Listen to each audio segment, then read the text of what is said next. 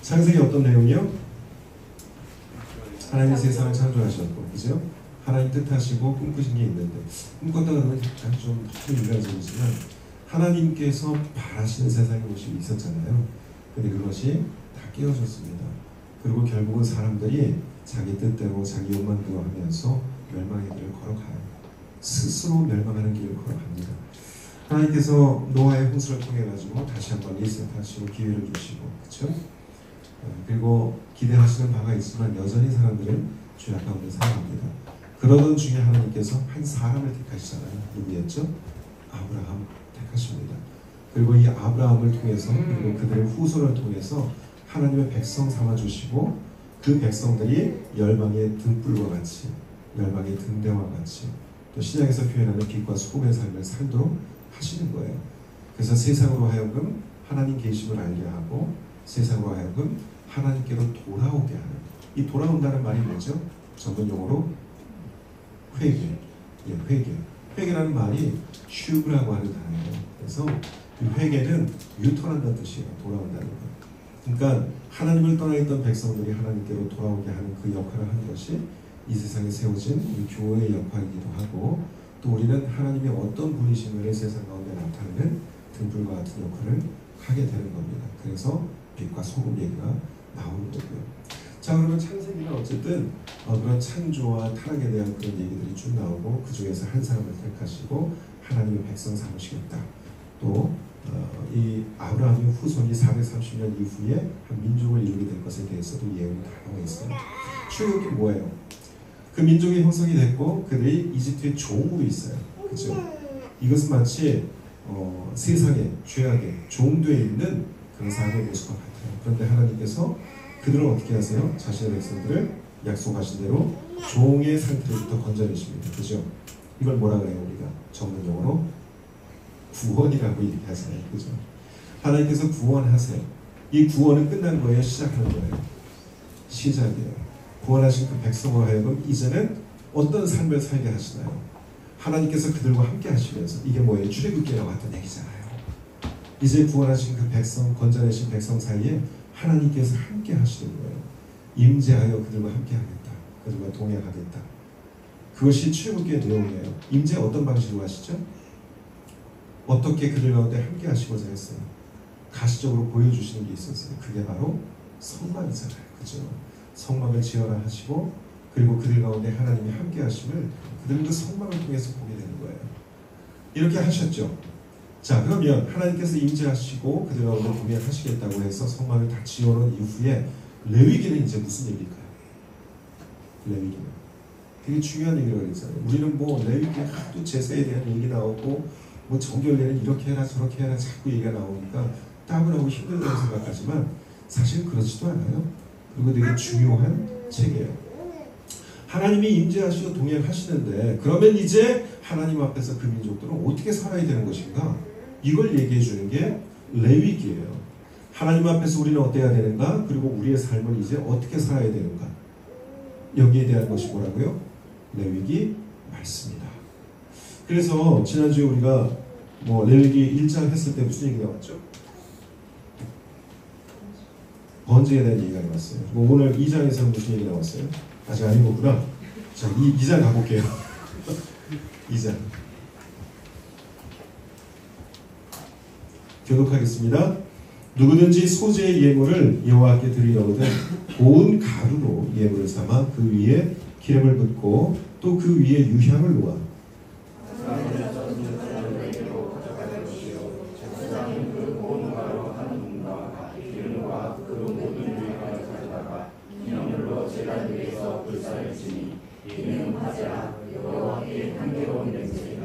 그 소재물에 남은 것은 아론과 그의 자손에게 돌릴지니 이는 여호와의 화짐을 중에 지극히 거룩한 것이니라. 내가 하나님의 구원으로서 소재의 예물을 드리려면 고운 가루에 기름을 섞어 만든 우유로나 기름을 바른 우유 조청량을 드릴 것이요. 철판에 붙인 것으로 소재의 예물을 드리려거든 고운 가루에 누룩을 넣지 말고 기름을 섞어 조각으로 네가 냄비의 것으로 소재를 드리려거든 고운 가루와 기름을 섞어 만들지니라.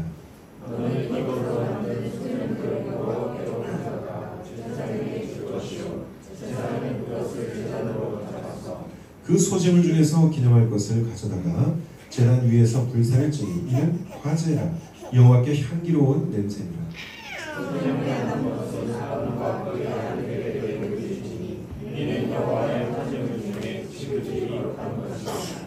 너희가 여호와께 드리는 모든 소재물에는 누룩을 넣지 말지니 너희가 누룩이나 꿀을 여호와께 화제로 드려 사르지 못할지니라.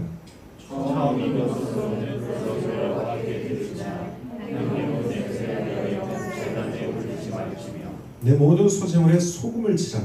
네 하나님의 언약의 소금을 내 소재에 빼지 못할지니 내 모든 예물의 소금을 드릴지니라. 너는 첫 이삭의 소재를 여호와께 드리거든 첫 이삭을 볶아 지은 것으로 내 소재를 삼되 그 위에 기름을 붓고 그 위에 유향을 더할지니 이는 소재니라. 제사장은 주의 옥시와 기름을 모든 나라와 함께 기념으로 부사할지니 이는 여호와께 드리는 화제니라. 아멘. 네. 출애굽기에서는 성막 지어놓고 하나님이 임재하시고 이제 하나님께서 그들과 함께 하시겠다고 약속해 주시고 하나님과 동행하도록 아주 상징적인 그 장막을 만들어 놓았잖아요. 굉장히 거룩한 곳이에요.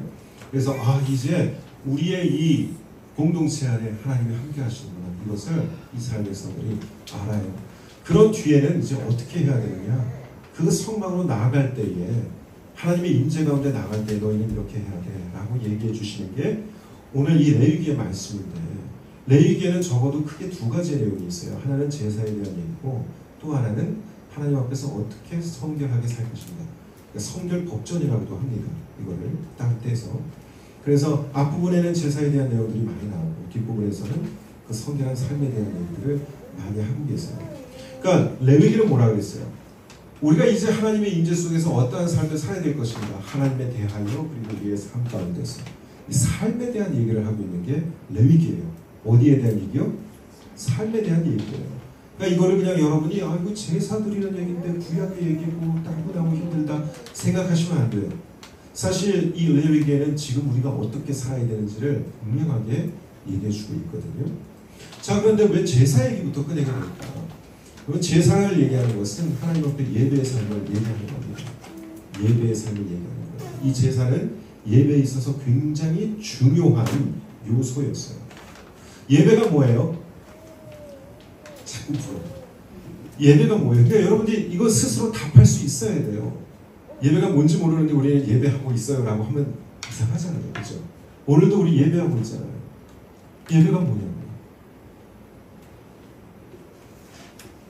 전사님? 참 힘들어. 그죠? 이름만 불려도 제가 묻지는 않을 거예요. 왜냐하면 사실 생각하는 게 있어도 이게 정답일까 뭘까 내가 하는 게 맞을까 고민 때문에 얘기를 못해요. 근데 그냥 뭐 가감없이 얘기하시면 상관이 없거든요. 사실 뭐 이 안에서 우리가 철을 날카롭게 하는 것처럼 서로가 가지고 있는 하나님에 대한 지식들을 얘기하면서 토론하면서 서로 하나님께 대해서 많은 것들을 알아가고 더 영적으로 민감해질 수 있는 거거든요. 여러분들이 목장을 모임하시거나 말씀 안에서 교제하실 땐 꼭 그렇게 하셔야 됩니다. 예배라고 하는 것은 원어적으로 봤을 때 샤하라고 해요. 구약에서 샤하. 이것은 엎드린다는 의미를 가지고 있고 또 예배는 섬긴다는 의미도 가지고 있습니다. 엎드린다, 섬긴다. 엎드린다는 것도 어떤 의미가 있을까요? 굴복되어지는 거죠. 그렇죠? 왕 앞에 가서 우리가 엎드린다라고 하는 건 어떤 의미가 있었어요? 당신의 다스림을 받겠습니다. 이 얘기예요. 창세기로 다시 돌아가 볼게요. 하나님 앞에 범죄한 백성들. 아담은 약속도 깨뜨렸고 아담과 하와가 약속 저버렸어요. 이제는 자기들의 기준을 따라 살아가요. 이러면서 스스로 차별하는 길을 걸어갑니다. 싸우고 다투고 죽이고 경쟁하고. 그죠? 하나님 그런 걸 원하셨겠어요? 하나님은 서로 연합하고 서로 도와주고 서로 배려하고 사랑하고 이걸 원하시는 게 하나님이셨잖아요. 그런데 이렇게 다 깨진 세상을 살아가요. 누구에게 굴복하지 않고 하나님 앞에 굴복하지 않아요. 선악과 왜 따먹었다고요? 사단이 뭐라고 꿰었다고요? 너 이거 먹으면 네가 하나님처럼 될 거야. 네가 밝아질 거야. 너가 진짜 지식을 얻게 될 거야.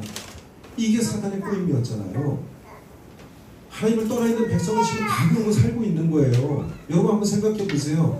우리가 살아가는 게 어떤지, 하나님 만나기 전에 세상 사람들 어떻게 살고 있는지 다 자기들이 옳다고 생각하는 것에 따라서 살고 있는 거예요. 그렇지 않아요? 그렇죠? 모든 도덕적 기준도 그렇고 삶의 목표도 그렇고 방식도 그렇고 내가 옳다고 생각하는 대로 살고 있는 거라고요. 그 기준도 각자 다 달라요. 그러니까 각자 속에 옳은 대로 살고 있는 세상이에요. 정말 진리 앞에 선하신 하나님 앞에 불복되어지지 않아요. 진짜 옳은 게 무엇인지 하나님께서 우리에게 알려주시고 하나님이 그 옳으신 분이고 실체이신데도 불구하고 하나님께 나아가 배우고 듣지 않고 스스로 생각하고 그냥 살아가는 거예요. 그리고 우리는 옳다고 생각했는데 다른 사람이 볼 땐 또 어때요? 하나 옳지도 않고 억울하기도 하고 싫기도 하고 이게 세상의 모습이에요. 여러분 우리는 하나님의 법에 하나님께 온전히 순종하고 불복되어지지 않는 이상은 절대 옳은 인생 살아갈 수 없어요. 왜죠? 하나님만이 옳으시기 때문이에요. 그래서 하나님은 선택한 그 백성들이 어떻게 살기를 원하실까요? 이제 하나님이 처음에 지으셨고 그 인간들이 살아가길 원하는 방식으로 살아가길 원하시는 거예요. 예배는 뭐예요? 하나님 앞에 엎드리는 거예요. 예배는 뭐예요? 하나님 앞에 다스림 받는 거예요. 이게 예배입니다. 그 예배에 지금 레위기에 나오는 제사가 있는 거예요. 예배하는 이 삶에. 그 중에 첫 번째로 봤던 게 번제였잖아요. 번제는 어떻게 드린다? 완전히 태워서 드리는데 내장이며 모든 것들 다 어떻게 해요? 싸그리 다 태우는 거라 그랬죠. 이게 의미하는 게 뭘까요? 각 그 제사가 다 의미하는 바가 있거든요. 번제는 다 태우잖아요. 남는 게 없어요. 온전한 헌신, 온전한 순종을 의미하는 겁니다. 내가 부분적으로 하나님 따르지만 부분적으로는 내 마음대로 살게요. 이게 아니에요. 온전히 하나님 앞에 순종하겠습니다. 온전히 헌신, 나는 내어드리겠습니다. 이게 이 번제에 담겨있는 의미거든요. 우리 요즘 하는 말이 뭐예요? 삶의 제사 얘기하잖아요. 신약에도 가보면은 정말 바울도 그렇고 히브리서도 그렇고 이 하나님께 드려지는 삶의 제물, 제사에 대한 얘기를 정말 많이 하거든요. 그럼 우리는 어떤 제물이 되어야 될까? 하나님 앞에 이 번제와 같은 예배의 삶을 살아야 되는 거죠. 온전히 드리는, 온전히 헌신하는, 부분적 순종이 아니라 온전히 하나님의 법에 순종하고 하나님 말씀과 하나님 기뻐하시는 삶을 살겠다고 하는 거예요. 이게 번제에 담겨있는 의미입니다. 이 번제는 하나님 앞에 자원해서 드리는 제사였어요. 여기 보면은 아마 성경책에 이렇게 제목이 쓰여 있을 것 같은데 1장 위에 보시면 백성을 위한 제사 규정 이렇게 혹시 되어 있어요? 이 제사 규정도 백성들을 위한 게 있고 제사장들에게 해당하는 게 있어요. 백성들에게는 좀 일반적으로 얘기하지만 제사장이나 이 지도자급에 있는 사람들에게 더 엄격합니다. 그래서 그들은 더 엄격하게 그렇게 살아야 되고 더 지켜야 되고 더 책임감을 느껴야 되고 이게 또 있어요. 그래서 어쨌든 백성들이 하나님 앞에 자원해서 드리는 제사 중에 뭐가 있느냐? 이 예배의 요소 중에 번제가 있다라는 거예요. 번제. 이거 맨날 드리는 건 아니었어요. 하나님 앞에 내가 자원하여 번제를 드리고자 할 때 하나님 앞에 헌신을 다짐하고 또 하나님 앞에 내가 순종하겠습니다 라고 하는 마음의 결단과 이 자원하는 마음을 가지고 나와 하나님 앞에 예배하는 거예요. 그럼 소제는 뭐였어요? 소제. 오늘 우리가 소제를 함께 나눴습니다. 소제 보니까 고운 가루, 곡식에 고운 가루 가져와라. 거기에 기름도 붓고 유향, 향이 나는 것. 그래서 어디에서 향신료로 표현도 되어 있어요. 그 기본적으로 공물은 뭐예요? 먹는 거잖아요. 먹는 건 뭐라고 얘기할 수 있어요? 하나님의 공급하시기죠. 이것을 하나님께 드린다는 것은 어떤 표현일까요? 감사의 표현이에요. 그러니까 번제가 온전한 헌신과 순종의 표현이라면 이 소제는 감사의 표현이라고 할 수 있어요. 그러면 여러분 이제 뒤에 가면 다음 주에 가면 우리가 화목제를 또 다루게 되거든요. 그 다음 주에 또 가면은 속죄제도 있고 속번제도 있어요. 미리 좀 알고 갑시다. 우리 레위기에 나오는 제사는 기본적으로 5가지가 있습니다. 이게 다 사실 우리가 하나님 앞에 어때야 하는가를 얘기해 주고 있는 거예요. 예배에 속하는 5가지. 이게 뭐라고요? 하나님 앞에 우리는 어때야 하는가? 어떤 모습으로 하나님께 나아가야 하는가를 얘기해 주는 거라고 했잖아요. 그죠? 번제는 온전한 헌신이고 순종이고 소제는 감사하면 화목제는 뭘까요? 이 화목제는 어떤 기쁜 일이 있거나 아니면 하나님 앞에 어떤 서약을 한다든가 내지는 그 서약을 다 이루었다든가 이런 일이 있을 때 기쁨으로 하나님 앞에 나아가 즐거이 하나님께 드리는 제사였어요. 하나님과 교제하는 의미가 있고 하나님과 교제하고 기뻐할 뿐만 아니라 이 화목제에 의해서 드려지고 남은 제물들은 공동체와 함께 나눠 먹어요. 제사장뿐만 아니라. 그래서 그 기쁨이 온 공동체에 가득하게 되는 거예요. 내 가족 안에도 가득하게 되는 거예요. 그래서 이 화목제가 있어요. 이거는 교제의 의미가 있습니다. 하나님과 또 공동체 안에서의 교제. 그리고 속죄제가 있어요. 속죄. 속죄는 무슨 뜻이에요? 죄를 용서받는 거에 대한 그런 제물이잖아요. 그죠? 속죄제. 속죄제는 어떨 때 드리는 거였을까요? 이거는 내가 부지 중에 범죄를 저질렀거나 잘못했을 경우에 하나님 앞에 나가서 용서를 구하는 거예요. 그러니까 여기는 용서의 의미가 있어요. 속건제도 있어요. 비슷해 보이죠? 비슷한 구석도 있어요. 죄 짓는 거예요. 잘못한 거예요. 그런데 누구한테? 내 스스로 어떤 죄를 인식했거나 내가 내 죄를 지었구나. 하나님 앞에 내가 잘못했구나. 이거는 속죄죠. 속건제는 내가 타인에게 해를 입혔어요. 그럴 경우에 이 속건제는 그냥 하나님 앞에 나와가지고 제사만 드리는 것으로 안 돼요. 필수적으로 따라가야 되는 게 있어요. 뭘까요? 배상 책임이 있습니다. 이거 얘기하면은 또 한 가지 우리가 밀양이라는 영화도 생각나잖아요. 그죠? 밀양에서 보내가 전도연이 감옥에 찾아가요. 너무 떨리고 무섭고 힘든 마음을 가지고 그 감옥 찾아가서 자기 아들 죽인 사람을 만나게 되잖아요. 근데 너무 화가 났어요. 왜? 이 사람이 자기는 예수님 믿었고 이제 다 용서받아가지고 마음이 편하대요. 당신도 예수님 믿어요. 이 말을 듣고 어떻게 돼요? 꼭지가 돌아요. 어떻게 그럴 수가 있느냐. 나는 용서 안 했는데. 이렇게 돼버리죠. 그러면서 가가지고 전도연이 안 그래도 힘들었던 이 여자가 완전히 자신을 다 막버리고 그냥 극으로 가버립니다. 장로 막 저기 뭐죠? 약사에 있었는데 꼬셔가지고 막 하여간 여기에서 나오는 그 전도의 분노에 대해서 우리가 알잖아요. 하나님 그런 분이시겠어요? 하나님은 하나님과의 관계도 생각하시는데 여기 나오는 이 제물이나 제사나 이런 것들은 다 하나님 앞에서의 관계성을 얘기하겠지만 삶에서는 또 뭐가 있어야 된다? 공동체와의 관계를 중요하게 생각하시는데요. 레위기는 그걸 다 얘기하고 있어요. 그래서 속건제는 뭐예요? 가가지고 배상 책임을 하라는 거예요. 그리고 네가 해를 입힌 만큼이 아니에요. 거기다 더 해가지고 보상하는 거예요. 그 사람의 마음을 풀어야 돼요. 이게 속건제의 의미예요. 그래서 기본적으로 5가지가 있는데 이게 다 어디에 속한다? 하나님 앞에 나아갈 때에 예배에 속하는 것들이라는 거예요. 그러면 우리는 예배적으로 나갈 때에 첫째, 헌신, 순종이 있어야 되고 둘째, 뭐가 있어야 되겠어요? 소제에 대한 감사. 그 다음에 또 뭐가 있어야 돼요? 화목제. 하나님과의 교제, 친밀함, 그리고 공동체와의 친밀함을 가지고 나가야 돼요. 그 다음 속죄제 뭐예요? 용서를 구하는 마음이 있어야 돼요. 잘못과 죄에 대한 자각이 있어야 되고 회개하는 심정으로 하나님 앞에 나가야겠죠. 그 다음에 속건제, 화해가 있어야 되는 거예요. 화해. 무슨 말인지 아시겠죠? 이게 하나님께서 받으시는 예배이고 예배자의 모습이어야 된다는 거예요. 그래서 레위기는 기본적으로 우리가 하나님 앞에 나갈 때 어떤 모습이어야 되는지를 분명하게 얘기를 해주고 있다는 거예요. 자, 다시 와서 소죄. 소제는 여기 보시면은 1절에 누구든지 소제의 예물을 드리려거든 이렇게 되어 있습니다. 그죠? 예물. 그리고 1장 1절 2절에도 보세요. 1장 2절 뭐라고 그랬어요? 너희 중에 누구든지 여호와께 저 보지 마시고 1장 2절 뭐라고 되어 있어요?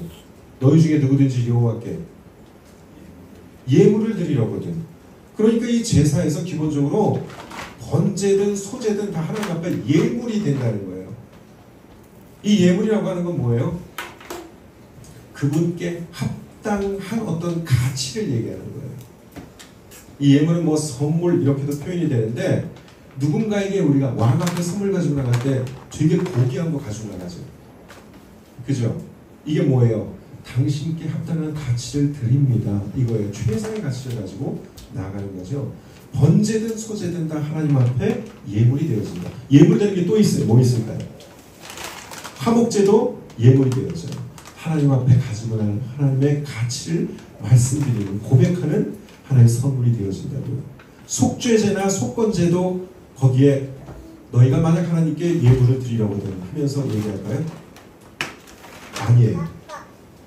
5가지 제사 중에서 3개는 너희가 하나님께 예물을 드리려거든. 그러니까 번제든 소제든 화목제든 여러분 지금 따라하고 계시는 거죠? 따라하고 계시는 거죠? 힘내봅시다. 번제든 소제든 화목제든 이것은 하나님께 드릴 만한 값진 선물이고 예물이 되어진다. 그러나 속죄제나 속건제는 예물 차원이 아니라 내가 가서 회복해야 되는 차원의 것이에요. 이해되셨어요? 그러니까 우리는 예배자로 나갈 때 하나님께 드리는 것도 있고 또 하나님 앞에서 우리가 회복해야 될 것도 있다는 얘기입니다. 단련이 되시죠? 와, 이렇게 생각하니까 레위기가 어때요? 굉장히 그 의미가 풍성하고 정말 중요하구나. 다시 소재. 고운 가루로, 곡식의 고운 가루로 예물을 삼아서 드려라. 여기에 기름도 붓고 유향도 놓아라. 그리고 그 중에서 한 부분을 떼어서 기념물로 하나님 앞에 화제로 드려라. 태워가지고. 그리고 남은 거 어떻게 할까요? 남은 부분은 제사장들이 뭔가. 왜 세라 집사님 뭐라 그랬어요? 왜 본인이 말해놓고 웃어요? 버려요. 저는 이런 걸 원해요. 우리가 이렇게 얘기하면서 뭔가 이 안에서 이게 자기가 잡혀나간다니까요. 우리가 생각하고 있던 것들이. 자, 그런데 소재로 드리는 게 이 고운 가루, 곡식의 고운 가루뿐만이 아니에요. 또 뭐가 있을까? 4절에 가보니까 뭐 있어요? 4절. 성경을 봐야죠. 4절. 뭐라고 돼 있어? 네? 화덕에 구운 거. 화덕에 구운 거니까 이거 이제 뭐겠어요? 가루뿐만 아니라 음식도 해당되는 거예요. 화덕에 구운 음식. 네. 그런데 거기에 뭐가 들어가면 안 돼요? 무교병이라고 그랬잖아요. 이게 뭐예요? 부풀리는 게 안 들어간 거예요. 누룩이 안 들어간 거예요. 그렇죠? 그리고 오전에도 또 있어요. 뭐 있어요? 철판에 붙인 거. 철판에 붙인 거. 화덕에 구운 거는 화덕 뭔지 알죠? 네. 철판에 붙인 건 뭐예요? 그래서 이게 우리식으로 생각하면 전인 것 같아요. 네. 우리식으로 따지면. 그래서 이 철판에다가 붙이면 뭔가 좀 형태를 또 유지를 하기가 좀 쉽잖아요. 그죠? 그래서 그걸 이제 조각분 해가지고 조각을 내어서 그 일부분을 하나님께 드리기도 해요. 근데 여기에도 어떻게 하라고 그랬어요? 철판에 붙이는 거에도 뭐 넣지 말라? 누룩 넣지 말라. 뭐는 들어가고요? 기름 들어가고 또 향 들어가요. 향. 그러니까 일종의 향신료, 향 나는 거, 좋은 향이 나는 거가 들어가요. 그리고 7절 보세요. 또 뭐 있어요? 냄비의 것으로. 이거 뭘까요? 네, 굽고 지졌다면 이제는 삶는 거. 그러니까 다 이게 기본적으로 우리가 음식으로 공급받는 것들이잖아요. 그죠? 그러니까 일상에 있는 이런 것들이 하나님 앞에 또 드려져요. 자원에서 하나님 앞에 이 소재를 가지고 나와. 하나님의 공급이 너무 감사하고 제가 또 이 감격이 제 안에 있고 그래서 하나님께 좀 드리고 싶어요. 이런 자원하는 마음으로 가지고 나오면 제사장은 그 제물을 가져다가 하나님 앞에 제사를 드리고 소재 같은 경우에는 번제는 다 태우는데 소재는 일부는 하나님께 화제를 올려드리고 나머지 일부는 제사장들이 먹습니다. 자, 그런데 여기서 이제 하고 싶은 얘기가 있어요. 지금 보면은 누룩도 넣지 마라, 향은 넣어라, 기름 넣어라 다 되어 있는데 13절 가보세요. 13절 또 뭘 해야 돼? 소재물에 모든 소재물에는 소금을 치라 그랬어요. 네 하나님의 언약의 소금이라고 얘기했어요. 소금을 치는 것은 뭐예요? 약속을 기억하는 거예요. 하나님의 약속. 하나님의 약속이 뭐겠어요? 하나님의 민족을 보존하신다는 그 약속이 분명히 있잖아요. 그죠? 어떻게 만들리라.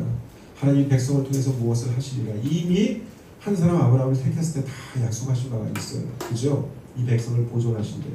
보존하십니다. 우리도 보존하십니다. 하나님께서 영적으로나 인적으로나 보존해 나가시는 줄로 믿고 성도는 이 땅에서 절대 끊이지 않을 거예요. 어떤 핍박을 받더라도 하나님의 백성은 보존되게 될 겁니다. 왜죠? 그 역사가 증명을 하고 있잖아요. 그죠? 핍박하고 죽이려 했고 말살하려 했지만 되지 않아요. 우리가 여름 성령학교 때 에스더서도 했지만 어떻게 됐어요? 하만이 유대인 민족들을 다 죽이려고 했어요. 하만 어디 사람이라고요? 하만은 아말렉 후손이었어요. 아말렉 다 죽이려고 했는데 사울 왕이 또 불순종해가지고 그러지도 않았고, 그죠? 끝내는 그 아말렉의 후손이었던 하만이 유대민족을 죽이려고 하는 참 이 역사적으로 희한한 그 연결고리, 그죠? 그런데 아만의 계획에도 불구하고 하만의 계획에도 불구하고 어떻게 되죠? 유대인들은 살아나도 되고 오히려 하만이 죽게 돼요. 그죠? 이게 다 하나님의 섭리예요. 하나님은 보존하시기로 하셨고 약속하신 바가 있어요. 우리 삶에도 그렇게 하실 거예요. 이 하나님의 약속이 있음을 여러분들 잊지 마세요. 하나님 절대 우리를 죽게 내버려 두시는 분이 아니에요. 훈련을 하시겠죠.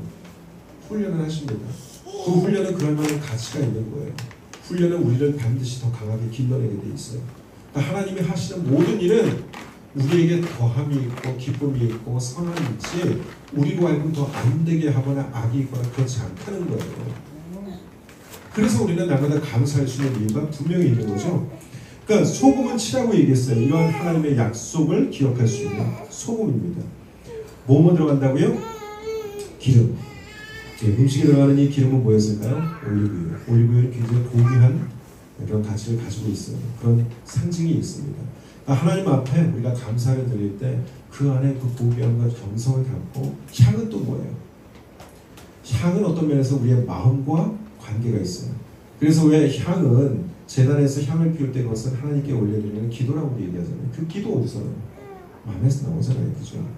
그러니까 하나님 앞에 우리의 모든 고귀함 그리고 우리의 마음과 정성을 올려드리는 게 되는 거예요. 소재를 드릴 때 기름도 넣고 향도 넣고 또 뭐가 들어가요? 소금이 들어가서 하나님의 그 약속을 기억함이 있어요. 뭐는 넣지 마라?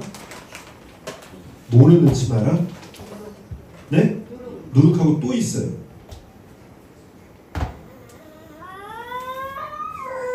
누룩하고 또 하나 있어요. 한번 발견해 보세요.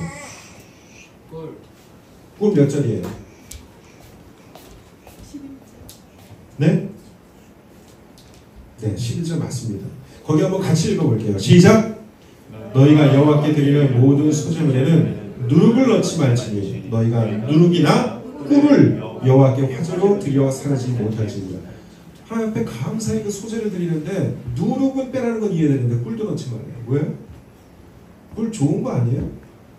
우리 생각엔 좋은 거죠. 우리의 미각을 돋구잖아요. 그죠? 기분 좋단 말이에요. 근데 꿀 넣지 말아요. 왜 그랬을까? 왜 그랬을까? 누룩은 이해가 됩니다. 누룩은 부풀리는 거잖아요. 허원됨, 자랑, 위선 다 누룩에 해당되죠.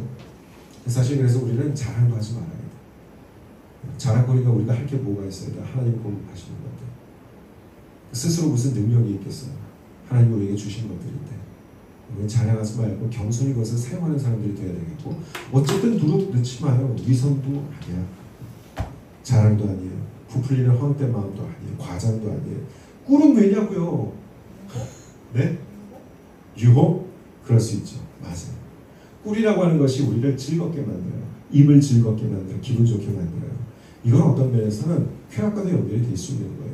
나를 즐겁게 만들 수 있는 것들. 그렇죠?